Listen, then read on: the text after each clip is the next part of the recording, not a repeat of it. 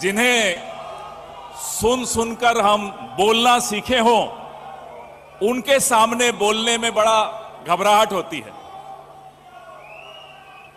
आज मुझे ये अवसर मिला कि जिन सोनिया गांधी जी को हम सुन सुनकर प्रेरित होते थे, आज उनके आशीर्वाद से मैं 85वें महाधिवेशन में बोल रहा हूं। वक्त ऐसा आया है इस देश में अभी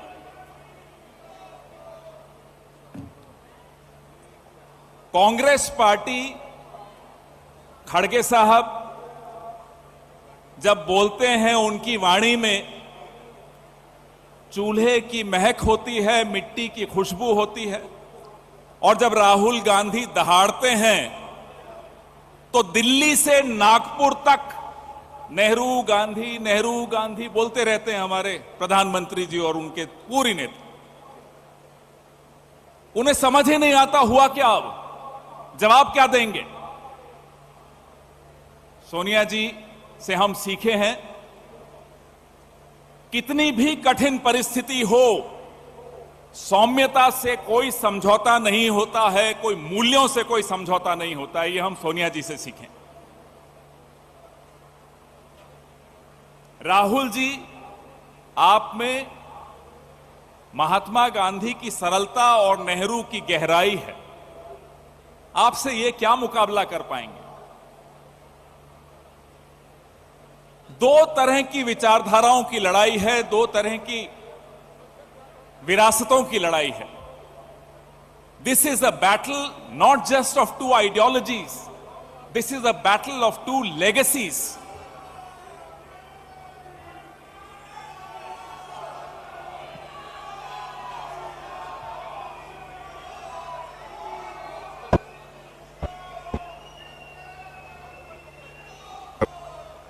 बीजेपी तो जब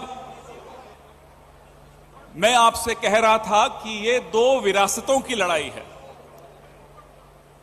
जड़ें जोड़ती हैं और शाखाएं बांटती हैं। हमारी जड़ों से इनको नफरत है, क्योंकि हम जोड़ने की बात करते हैं। हमें इनकी शाखाओं से नफरत नहीं है, लेकिन जो इनकी शाखाएं बांटने का काम करती हैं, उसी को रोकने के लिए राहुल गांधी 4000 किलोमीटर पैदल चले। हम भी आराम उठा सकते थे घर पे रहकर। क्या जरूरत थी राहुल गांधी जी को इस तरह से पैदल चलने की, लोगों से मिलने की, इतना संघर्ष करने की। मुझे मीडिया के साथियों पर भी, उनको देखता हूं तो बड़ा बुरा लगता है, दर्द होता है मन में। आज इनकी आवाज भी बंद कर दी गई है। हम तो फिर भी बोल लेते हैं विपक्ष में रहकर, हम तो बोलते रहेंगे। हां, कभी कभी हवाई जहाज से हमें उतार दिया जाता है, लेकिन हम फिर भी बोलेंगे। हमारे जो मीडिया के साथी हैं, 2014 से पहले ये हम पर खुलकर हमला बोलते थे, और इनका हक था, बोलना चाहिए था इनको, इनका कर्तव्य था, ये बोलते थे। आज ये सरकार से सवाल नहीं पूछ सकते। सरकार से पूछना तो छोड़ दीजिए, ये हमसे ही सवाल पूछते हैं। चलिए, आपका स्वागत है, आप हमसे सवाल पूछिए, हमें कोई आपत्ति नहीं है। कल प्रेस वार्ता कर रहा था, मुझसे सवाल पूछा कि राहुल गांधी जी दाढ़ी कब हटाएंगे। वैसे राहुल जी, आपकी जो दाढ़ी है ना, ये करोड़ों लोगों के संघर्ष की दास्तान इस दाढ़ी में दिखाई देती है, जो आपसे मिले थे भारत जोड़ो यात्रा के दौरान।